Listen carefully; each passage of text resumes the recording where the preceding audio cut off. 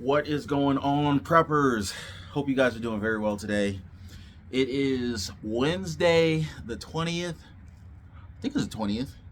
It's either the 20th or the 21st. Anyway, if you're new to the channel, please hit the subscribe button, join the community. The channel is growing, and I'm so happy for each and every one of you guys to be joining us here. This is Epic Prep, the Survivalist. I got so many comments from my last video on Walmart shutting down. That was crazy. Shout out to you guys in the comments. I try to respond to a number of you guys. I didn't get back to everyone, and I'm still going through the comments, but I really appreciate you guys and the input that you shared with me on why so many Walmarts were shutting down. But I was thinking today, things are getting worse. Things are getting worse. But I wanted to share some good news with you guys. And it's a shift in perspective. Like, things are getting worse. There's probably very few people who would disagree with that. Excuse me, I'm so hungry right now. I'm like, anyway, I got some chips over here because I'm so hungry. I just haven't had an opportunity to eat all day. And I was like, I wanted to make a video, so I'm making a video now.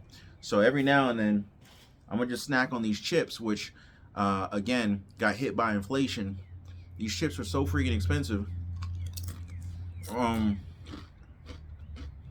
They were like $4.59 a bag, normally about $2.99. So another more inflation hitting you in the face. Anyway. But think about this, right? Things are expected to get worse. And Canadian Prepper did a video on this yesterday. Some upcoming events. I'm not going to get into that in this video, but Canadian Prepper hit a number of good points, as he always does. But he got me thinking. I was like, all right, Canadian Prepper, Alaska Prepper, City Prepper, Economic Ninja. There's so much negativity that's being forecast in the future, which is one of the reasons why we prep, right? You prepare. Now, it's not just stashing food, stashing cans, and filling your pantry.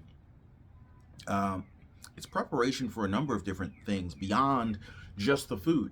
I mean, you got to go to the store and buy food unless you have a full-blown farm where you can grow everything you ever need, but then you still need seasonings and oils and stuff like that. I mean, like, even if you have a farm, you're not going to be able to produce everything you need. You're not going to be producing stainless steel so that you can make pots and pans and stuff like that. So you need cash, you need money. And I was just thinking, I was like, all right, everything's expected to get worse. Inflation's expected to get worse before it gets better, right? Well, I wanted to share just a little bit of positive perspective to this, because what this means is that right now we should actually be enjoying the good times, because if things are going to get worse, now is technically good. So, but anyway, and one of my mentors used to always tell me, do what is hard when it is easy. Do what is hard when it is easy, right? So, one of the biggest things I ever did was get out of debt. And for a lot of people, statistically speaking, most people are in debt. Average person is carrying around $6,000-7,000 worth of credit card debt, last I read.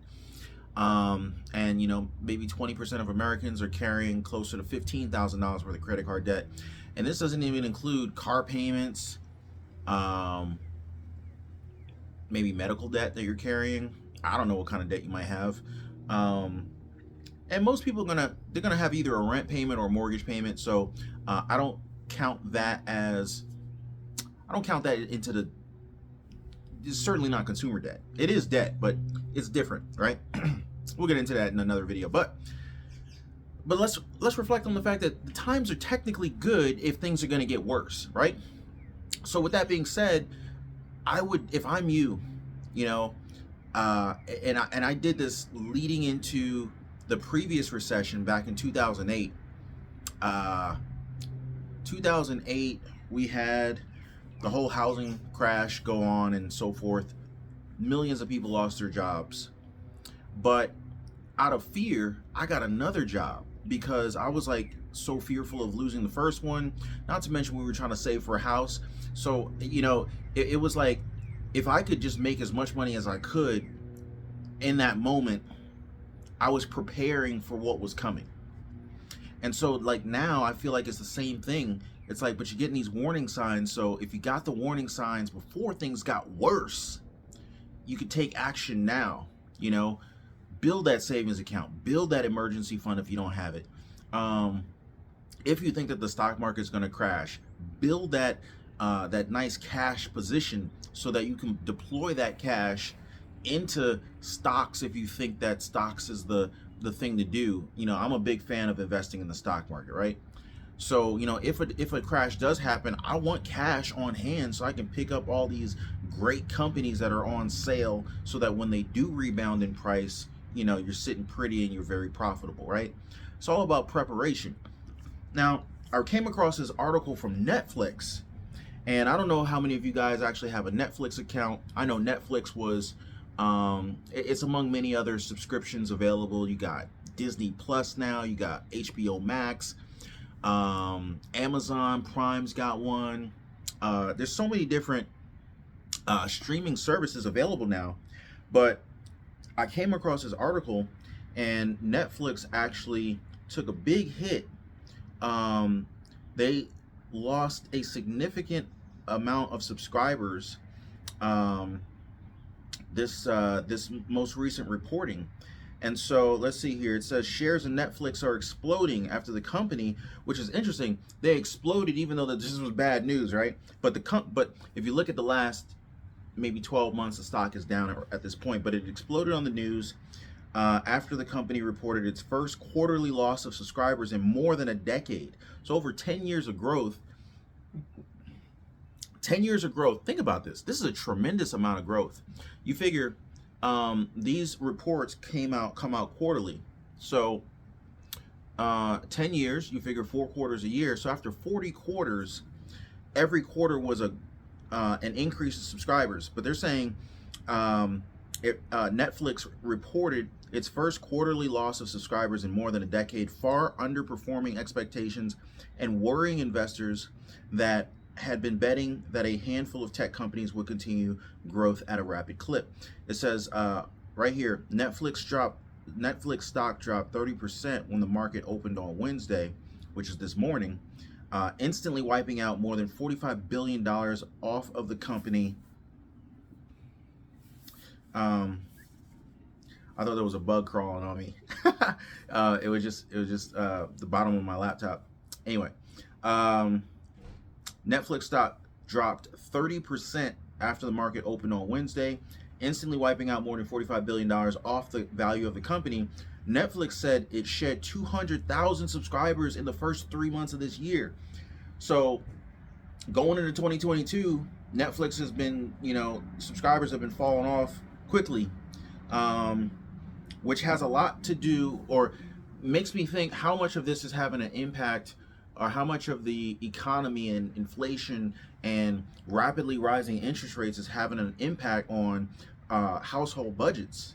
It says here the streaming giant, whose stock had already dropped more than 40%, Netflix stock dropped more than 40% year to date, blamed the attrition on increased competition for viewers and for Russia's invasion of the Ukraine. Now, oh, here it is. It says, I got these ads popping up. Netflix said its decision to pull out of Russia cost the company 700,000 subscribers, but the economy is not helping either. So that's interesting. So it says here that Netflix's decision to pull out of Russia cost the company 700,000 subscribers, but the company reported that it lost 200,000 subscribers. So instead of losing 700,000 subscribers, or instead of reporting that it lost 700,000 subscribers as a result of pulling out of Russia, it only reported losing 200. So that tells me that the company probably, the company had to have had an additional 500,000 new subscribers join if they lost 700,000 from Russia. So had they not pulled out of Russia, maybe Netflix is not doing too bad. So that's just something to think about. It says here, inflation is forcing households to reevaluate their budgets. People in Great Britain canceled about 1.5 million streaming subscriptions in the first 3 months of 2022. More than a third did so to save money, according to media consultancy Kantar. Food and energy are people's priorities right now. Not watching Stranger Things. Interesting. So people are canceling subscriptions. People are looking to save money left and right. I mean, you can't have real estate prices constantly going up. You can't have gas prices, hitting 25, 30, 40% increases on you, especially not with households with very tight budgets.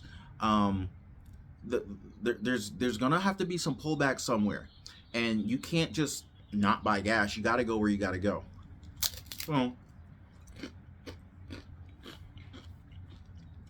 So there's that. But the other thing is if people are not able to afford these Netflix subscriptions, Netflix is going to take a hit, or Netflix is going to have to take some preparation steps to mitigate future losses. And this is exactly what we need to be doing. We need to recognize that, the time right now is not as bad as it will be in the future, or at least we're told that it will be worse. And a lot of the future predictions look like they may be worse. So we need to take advantage of the current time to strategically position ourselves. Now, I was thinking one of the things that Netflix could do, and it's not just Netflix, it's like we got to think about like what can we do now to better prepare ourselves for the future, whether that's from a survival standpoint or from a, not only survival, but to better position ourselves so that we can prosper in the future. I mean, it's not just us as individuals trying to survive out here. We have families. Most of us have families out here, maybe older parents that depend on us and so forth. So it's not just us. So we have to be able to sustain ourselves and those who depend on us. So with that said, obviously, one of the things Netflix could do is lower the prices of prescription services. But the problem with that is that will more than likely create a race to the bottom between Netflix and all these other streaming services. So pricing downward is a dangerous decision, I think, right? It's killing your profit margins and so forth. I'm just thinking, if I'm a business owner, if I own Netflix, what would I do? Now, you got these free games on your phones, right? You might have an iPhone, you might have a Samsung Galaxy, whatever the case, whatever you happen to have, Android, whatever, right? And there's all these free games, but how do most of these free games make money? Well, they sell ads on these games. So, one of the things that Netflix could consider doing is maybe offer a free version to some extent. Maybe it doesn't have all the bells and whistles of a paid subscription, but maybe you have a free version and you get some access to Netflix streaming products. Some shows, some movies, whatever, right? Maybe some of the older movies, maybe none of the new releases, whatever the case is, right?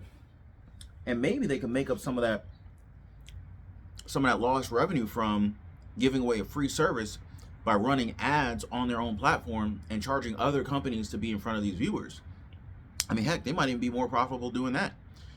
I mean, who wouldn't mind saving?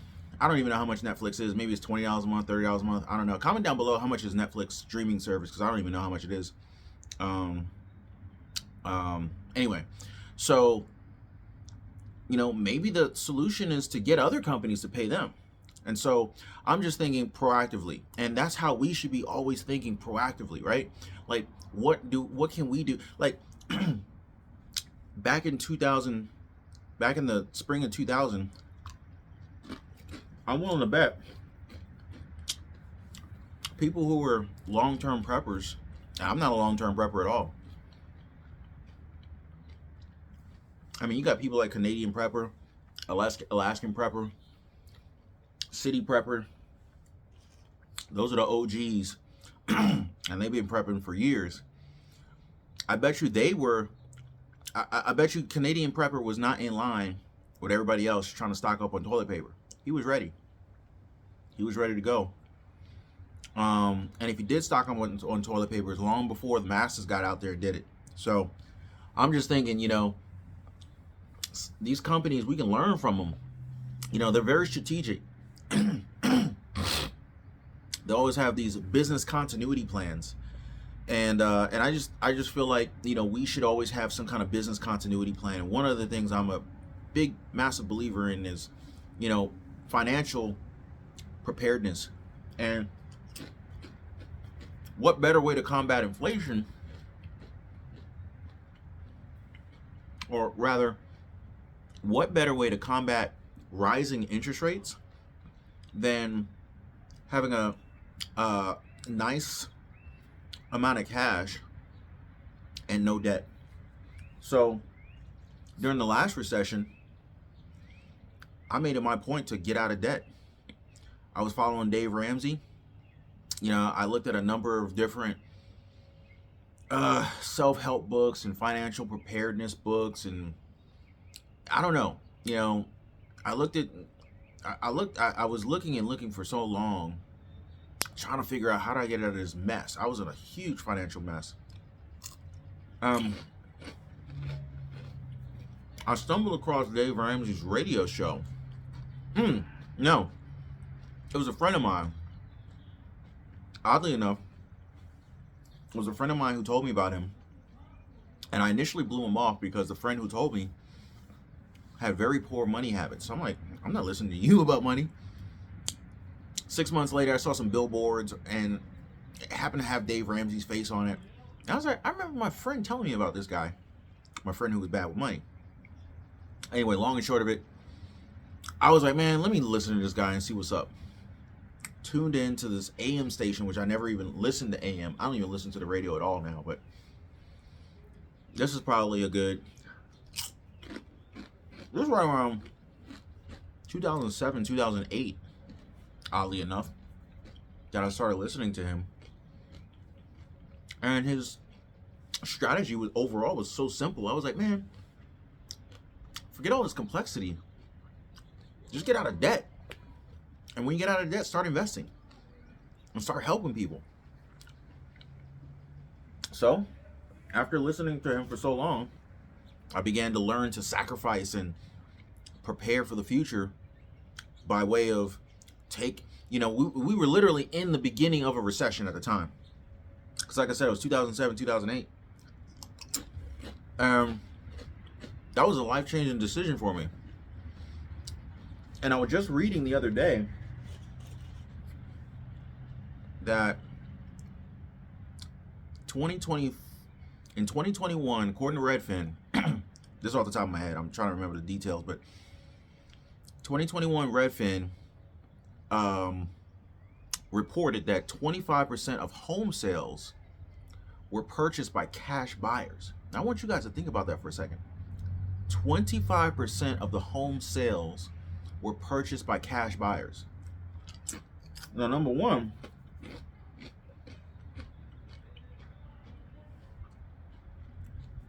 that tells you that a lot of people had access to a lot of cash, number one. Of course, the stock market ran up really fast, really aggressively. So people were probably flush with some cash there. Let's see, 2021. Also, I don't know if you guys remember, but there was this government program where they were allowing you to take out, I forget how much money you could take out of your 401k retirement account, but you could pull out a significant amount of money. And I'm talking about six figures. And I'm pretty sure a lot of that money went into buying houses. So not only was it the financing available, but you were able to pull money out of your investment account to pay for your house. I'm pretty sure that a lot of this money coming from these investment accounts, these retirement accounts, were applied to home purchases, because that was one of the reasons why you could pull out without penalty. You could use that money to buy a home. So I'm pretty sure that helped inflate the housing bubble that we're in right now. You know, whether that be a down payment or a full cash purchase of a home. Anyway, 2022 Redfin reported that 30% of homes purchased as of January this year to today in 2022 were purchased through cash buyers, by cash buyers. So I say that to say, when you prepare, and not everybody's going to have hundreds of thousands of dollars to buy a house. I'm not saying that. It's unrealistic to think that, though you can do it. What I am saying is that, you know, when you're in a position where you can pay cash for a car because you've saved and sacrificed and prepared in advance, you're now less susceptible to the whims of the market and the rapid increases of interest rates. I heard one economist throw out a notion that, you know, can you imagine an environment where, you know, the Fed funds rate gets raised all the way up to, say, 3.5%, right? We could potentially see auto loans in the vicinity of 10 to 15% to be able to finance a car, to be able to buy a car. Now, what's that going to do? That will force a lot of buyers out of the market, and either that or it will reduce the amount that buyers can afford. So what that would do is that would hit the upper end of the vehicle market, and it would increase the demand for lower priced vehicles. And then, of course, if the demand shifts because more and more people are forced to spend less money on the purchase price of a car, that would mean that there's more people in a condensed lower end price point of the car market. So if you believe that's going to happen, you know, and you're in need of a car, and, you know, now might be a good time to start saving for a car and prepare for what's coming. If you know interest rates are going up, which we know, we don't know how high interest rates are going, but they're going up, and they're going rapidly upward. Getting a second job might not be a bad idea if you have the time. You know, I'm not sure what kind of condition everyone's in, but there's something that everyone can do to make some form of extra money. You know, whether that's creating a side hustle and, you know, working from home. You know, there's tons of online business related opportunities out there that you can create. There's lots of remote work opportunities that you can do so long as you have a laptop. Maybe there's some remote work opportunities that would allow you to make money from home, from a smartphone only. I don't know too much about that. Obviously, if you have a computer, you can make money. If you don't have a computer, if you don't have a laptop, and you just have a smartphone, maybe you could pull something off. But the point is this: start exploring your options. If things are going to get worse, we need to take the opportunity of now and make the most of it, and strategically position ourselves so that we can survive whatever may be headed and coming down our way. So anyway, guys, I just wanted to share this information with you guys. Like I said, I'm gonna try to get on here more and more regularly. I love making these videos. If you made it this far, please do your boy a favor, hit the subscribe button, and also tap the notification bell and give this video a like. I look forward to seeing you guys on the next video. Take care.